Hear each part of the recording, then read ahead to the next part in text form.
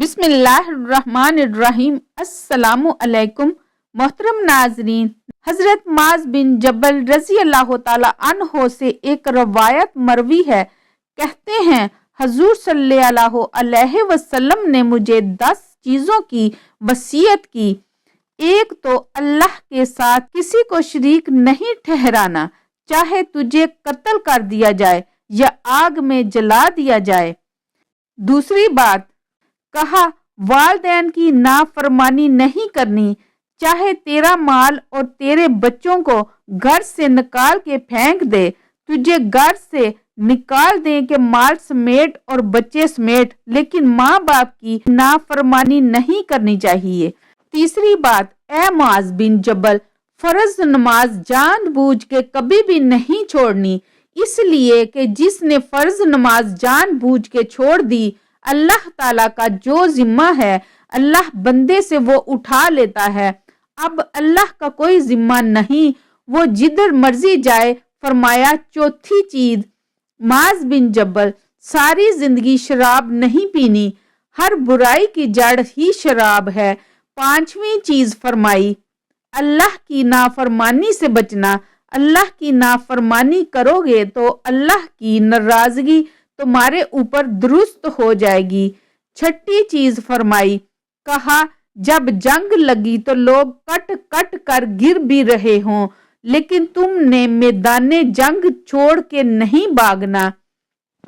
اگر کسی علاقے میں موت آ جائے اور تم بھی ادھر ہو تو پھر لوگوں کو چھوڑ کے بھاگنا نہیں، وہی رہنا۔ اگر زندگی ہوئی تو بیماری تمہارا کچھ بگاڑ نہیں سکے گی، اور اگر زندگی نہ ہوئی تو موت سے بھاگ نہیں سکے گا، اس لیے وہی جمع رہنا۔ آٹھویں چیز بھی سن لے، اپنے بچوں پہ کھل کے خرچ کیا کرنا، اپنی اولاد پہ اپنی حیثیت کے مطابق کھل کے خرچ کرنا۔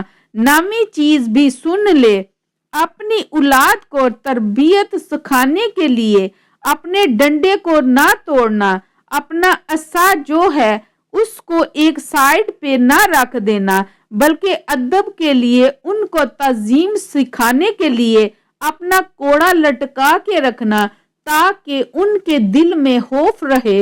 اور آخری چیز جو حضرت معاذ بن جبل رضی اللہ تعالی عنہ کو حضور صلی اللہ علیہ وسلم نے فرمائی، اے معاذ بن جبل، میں تمہیں وصیت کرتا ہوں کہ اپنی اولاد کے دل میں اللہ کا ڈر ضرور ڈالنا۔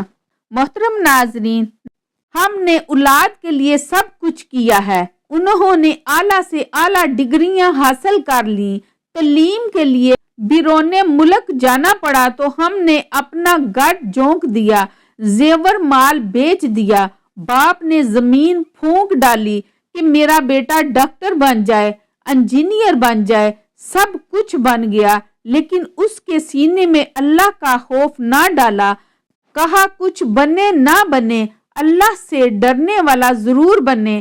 یہ بات کبھی بھی نہ بھولنا کہ تیری اولاد اللہ سے ڈرنے والی بنے۔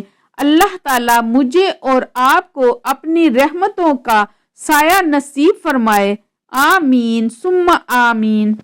محترم ناظرین، اسی طرح ایک اور واقعہ ہے، آقا کریم صلی اللہ علیہ وسلم جب کوئی گفتگو وغیرہ ارشاد فرماتے، حضرت عبداللہ بن عمرو بن عاص رضی اللہ تعالی عنہ اس گفتگو کو لکھ لیتے۔ بعض لوگوں نے کہا کہ حضور صلی اللہ علیہ وسلم کبھی غصے میں ہوتے ہیں، کبھی حضور صلی اللہ علیہ وسلم مزاح فرما رہے ہوتے ہیں، تم لکھ لیتے ہو، بعد میں آنے والے تمیز نہیں کر پائیں گے کہ یہ بات حضور صلی اللہ علیہ وسلم نے غصے میں کہی ہے یا حالت مزاح میں کہی ہے، اس لیے تم نہ لکھا کرو۔ حضرت عبداللہ ابن عمرو بن عاص رضی اللہ تعالی عنہ نے لکھنا چھوڑ دیا۔ آقا کریم صلی اللہ علیہ وسلم جب گفتگو ارشاد فرمانے لگے، دیکھا کہ آج عبداللہ بن عمرو بن عاص رضی اللہ تعالی عنہ نہیں لکھ رہے۔ فرمایا، ابن عمرو، آج تم کیوں نہیں لکھ رہے؟ عرض کی، مجھے صحابہ نے کہا ہے کہ حضور صلی اللہ علیہ وسلم کبھی غصے میں ہوتے ہیں، کبھی مزاح فرما رہے ہوتے ہیں، بعد میں آنے والے تمیز نہیں کر پائیں گے کہ یہ بات غصے میں کہی گئی ہے یا مزاح میں کہی گئی ہے۔ اس لیے بعض لوگوں نے مجھے روکا ہے کہ تم نہ لکھا کرو۔ تو جب یہ بات حضور صلی اللہ علیہ وسلم نے سنی تو اپنا ہاتھ اٹھایا اور اپنے منہ کی طرف اشارہ کر کے فرمایا، ابن عمرو لکھا کرو، مجھے قسم ہے اس ذات کی جس کے قبضے میں میری جان ہے، اس منہ سے حق کے علاوہ کچھ نہیں نکلتا۔